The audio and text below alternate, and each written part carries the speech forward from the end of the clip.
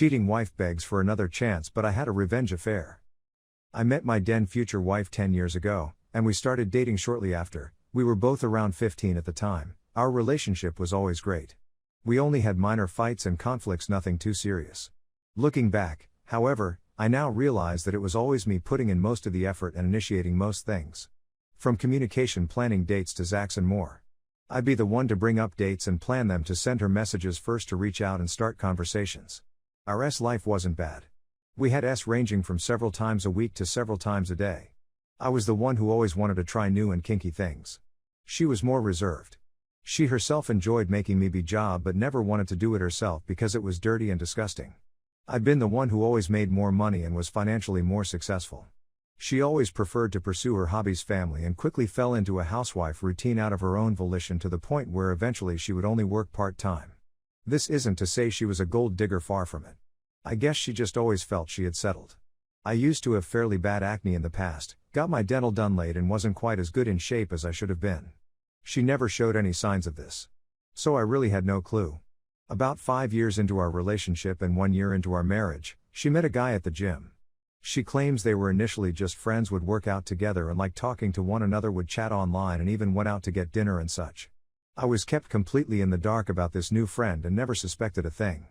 A few months into this, she went on a weekend trip with friends. A trip I had to pay her share for, leaving on a Friday. She was back on Saturday already, telling me she had had a fallout with a friend she went on the trip with. She was depressed the entire day, withdrawn into herself, and started to cry several times. At this point, I was mostly worried about her and didn't suspect a thing. She eventually broke down crying for good and confessed that she had cheated on me. It took me quite some time to register what she had just told me, what she had done, and I was numb for the first few minutes. By the time I came out of my stupor, I felt like someone had hit me with a sledgehammer to the heart. I left the room and threw up several times before breaking down and crying like a baby myself. She told me she didn't mean for it to happen, that it was a mistake, that she felt such strong attraction, such a deep connection, and couldn't help herself. However, that after they spent the first night together, when she woke up in the morning, she realized what she had done, that he didn't care about her, didn't love her, and was only using her, and that she didn't love or care about him either. And it had just been a short-lived crash.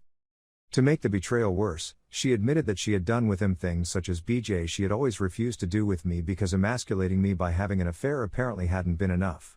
Since the day we met, I had loved her. I had always been proud that our relationship had weathered storms where others had run aground, that my family loved her and my friends liked her. I'd always been told how lucky I was, in brag, that I had such a wonderful girlfriend and later wife. I did my best to shower her my affection all this time, to surprise her with gifts and let her know how much she meant to me. I would do all I could to always make certain she came first for me, was willing to give her BJ because she liked it, and despite her not reciprocating, her pleasure always came first for me. What quickly followed was anger and despair. I would yell at her while tears were streaming down my face, asking her why she did it, how she could do this to me, and if she didn't love me anymore. Her answer was that she did not know why, that she had been weak and was caught up in the moment. She begged for forgiveness and for me to give her another chance. She gave me complete transparency, immediately quit the gym, which turned out to be unnecessary as well. I tried to confront him. I came to know that he had failed as well. She came clean to both my parents and her mother. Her father had passed some time ago, and I did the best I could to move on. We booked marriage counseling shortly afterwards and entered individual therapy. I would occasionally lash out in fits of anger, never physical but verbally, calling her names and worse. For the most part, she took this willingly. Only few times she responded in kind, telling me she would take me for all I was worth and no other woman would ever love me. Both my and her parents tried the best to keep me in this relationship. Back then I foolishly thought at least my parents would have my best interest at heart. They told me mistakes happen, that we could overcome this and grow as a couple and people, that she loved me despite everything. It took me months to get beyond this, for the anger and revulsion to subside. I never loved her the same as I did before, but I came to love this new her, or at least I thought I did. She was willing to do everything she could to help us heal and make it work. After her outbursts, she signed a post-nuptial agreement in my favor, forgoing most every support on my end. She initiated a lot more and our sex life actually improved. I was unwilling to give her BJ after this. The idea itself completely disgusted me. We have been each other's first in pretty much everything. Then she went and had unprotected sex with the AP. She never complained. Despite how much she loved this prior. She also was willing to do a lot more things with me now.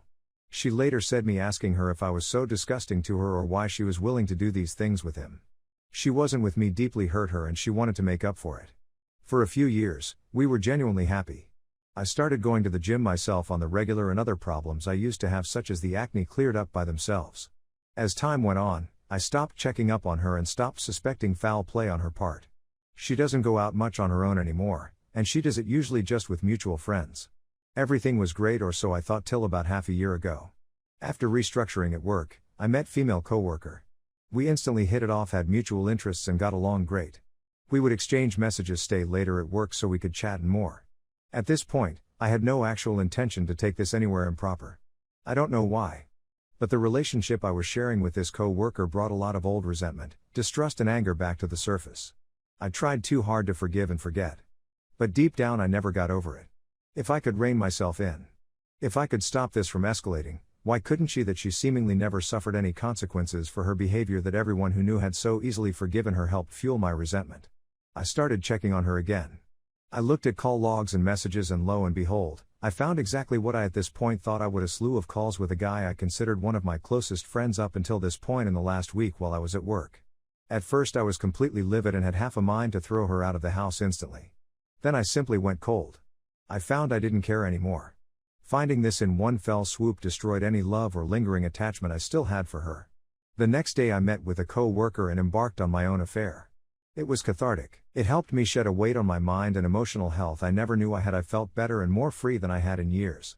I also shortly after got in touch with a divorce lawyer. I simply wanted out at this point. I increasingly stayed out, didn't bother to make many excuses, and avoided my wife as much as I could. There was no way she wouldn't pick up on that, and I can genuinely say I didn't care.